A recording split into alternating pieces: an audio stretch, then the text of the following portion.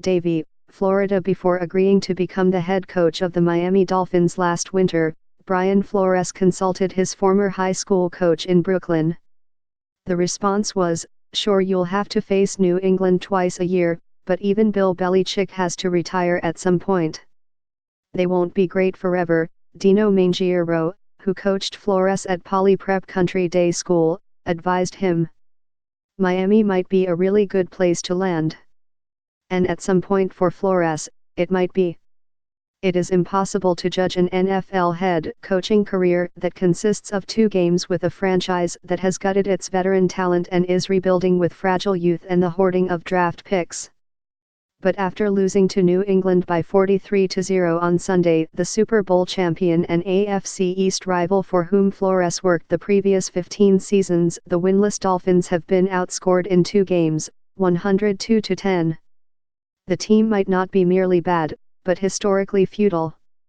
To many observers, Miami's front office seems to be tanking to secure the first overall pick in the 2020 draft. Safety Minkah Fitzpatrick, the team's number 11 draft selection in 2018, asked out and was traded to Pittsburgh on Monday. Every position, Flores said recently, is up for evaluation. On Sunday, the team's owner, Stephen Ross, told reporters that he remained committed to rebuilding for long-term success. The Dolphins have 5 first-round picks and 4 second-round picks over the next 2 drafts. Flores, 38, has a 5-year contract. "I think he's the right guy to lead us through these times," Chris Greer, Miami's general manager, said Tuesday. Still, black head coaches tend to have the most precarious hold on jobs with the most vulnerable teams and the most limited opportunities for a second chance helming a staff elsewhere. Last season, 5 African American head coaches were fired. So far, Flores has shown a rare ability to remain even-keeled during one of the rockiest starts to an NFL head coaching career, with no outward sign of anguish or regret. That stoicism is fitting perhaps for someone whose life has been built on a refusal to despair. He is the son of Honduran immigrants, born to a family who lived in the frayed Brownsville neighborhood of Brooklyn, where violent crime has declined but where official neglect, gang feuds, and ruthless poverty have been corrosive. It is one thing to lose football games. It is another to grow accustomed, as Flores has said he did, to helping his mother carry groceries up 20 flights of stairs when the elevators failed at the Glenmore Plaza housing project. "I'm very prepared for difficult moments," Flores said Monday. "I learned resiliency at a very early age." Flores and 3 of his 4 brothers have master's degrees. And Brian appears to have become only the 8th NFL head coach in the modern era from New York City, no one's idea of a football hotbed, according to the Elias Sports Bureau, the league's official statistician. Flores possesses a singular identity in professional football, Black and Latino, at a time when there are only 2 other African American head coaches, Mike Tomlin of the Pittsburgh Steelers and Anthony Lynn of the Los Angeles Chargers, in the NFL, and 1 other Hispanic coach, Ron Rivera of Carolina. While Belichick, Flores' mentor, is the epitome of a gruff, taciturn coach who reveals little, Flores possesses a blunt candor. During a training camp practice, he played 8 consecutive songs by Brooklyn-born Jay-Z as a rebuttal to then Dolphins receiver Kenny Stills, a social activist who criticized the rapper as being tone-deaf after he formed an entertainment and social justice partnership with the NFL. But Flores also gave an impassioned defense, rarely done by the league's coaches, of the right of Stills and the ostracized quarterback Colin Kaepernick to kneel during the national anthem in protest against racial inequality and police brutality. "They're bringing attention to my story," he said. "I'm the son of immigrants. I'm black. I grew up poor. I grew up in New York during the stop and frisk era. I've been stopped because I fit a description before. So everything these guys protest, I've lived it, I've experienced it." The Flores family story reflects the classic American immigrant experience. Yet his ascent in America's most popular sport comes as the Trump administration attempts to bar most Hondurans leaving a Central American country overwhelmed by poverty and violence from seeking asylum in the United States. The administration has also tried to end the protected status of some 57,000 Honduran immigrants, many of whom have been in the U.S. for more than 20 years. What's interesting about Flores is that he's part of multiple identities, said Danielle Cleland, an associate professor of politics and international relations at Florida International University who studies Afro-Latinos in Miami. As an NFL coach in a sport fundamental to American identity, Flores has challenged the notion in a divisive political climate that immigrants do not belong in the United States, Cleland said.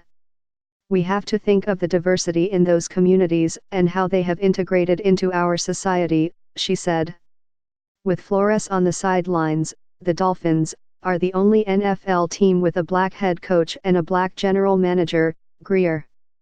Ross, the team owner, is the founder of a nonprofit called Rise, the Ross Initiative in Sports for Equality, whose mission is to use sport to help improve race relations. But Ross's reputation for progressiveness grew complicated in August when he held a re-election fundraiser in the Hamptons for President Trump.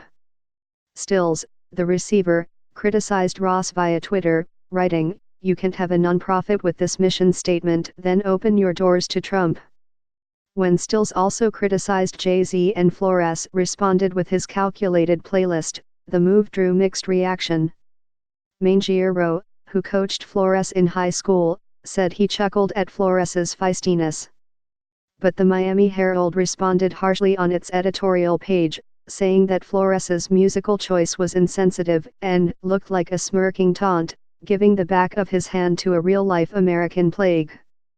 Flores said he was challenging Stills to perform at a higher level and to not become distracted by events outside the team.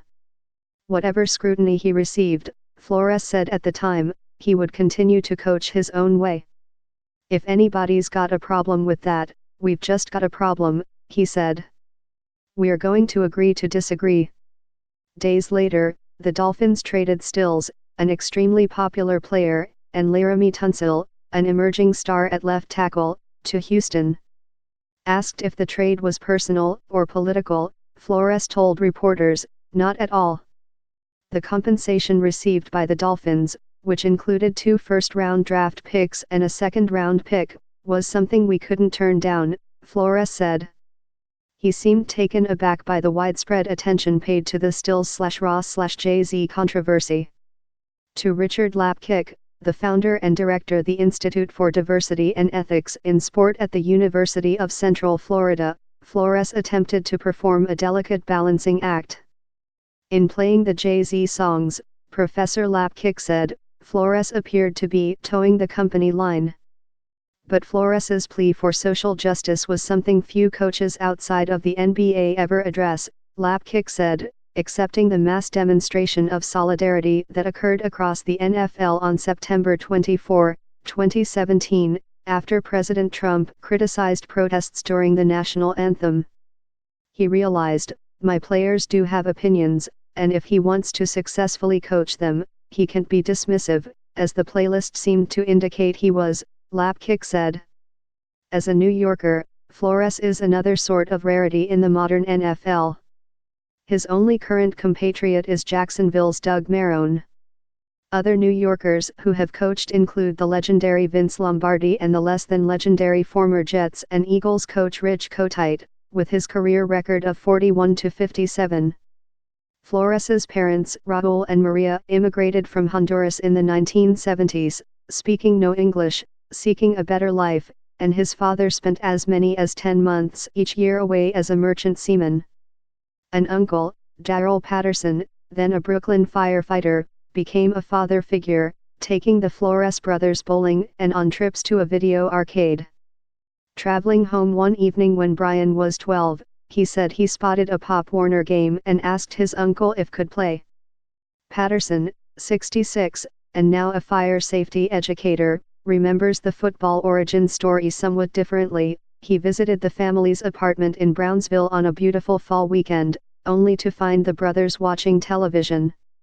When asked why they were indoors, Brian or one of his siblings, replied, "Mom doesn't want us outside, she thinks it's too dangerous." Patterson said he took the brothers in his station wagon to a youth league game in Howard Beach, Queens.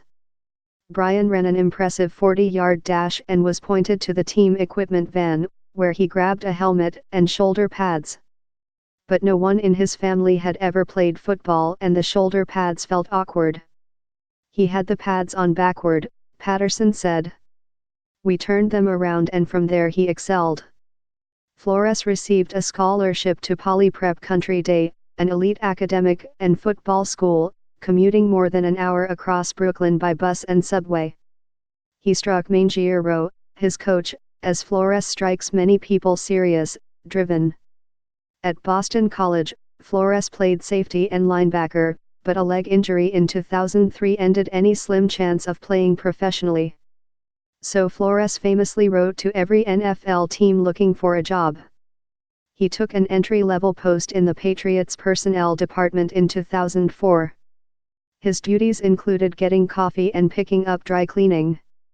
He slept on an air mattress in a friend's attic for a time. He climbed from scout to assistant coach, to the de facto defensive coordinator last season as New England won its 6th Super Bowl. Miami players describe Flores as New England players did. Quarterback Ryan Fitzpatrick, "He's been great being up front." Linebacker Vince Beagle, "Steady Eddie." Flores often recalls his mother, Maria, who died of breast cancer in March, shortly after the Dolphins named him head coach, forcing him to practice his reading when he was little and wanted to cut the lessons short. She would grab him by the ear and tell him, "We're going to do this right now." So that is how he plans to rebuild the Dolphins: move forward. Persevere. "You always know that if you put your head down and work hard," he said, "things normally turn around and get better."